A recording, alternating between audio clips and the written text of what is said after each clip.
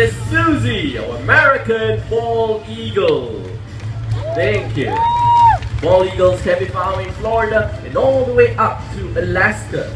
They are also known as the emblem of the United States of America. Now take a look at her. You can see there are feathers on her head. The reason why they are called bald eagle is because the term bald is actually an older English word for white head, hence the name the bald eagle. These birds are known to build really huge nests.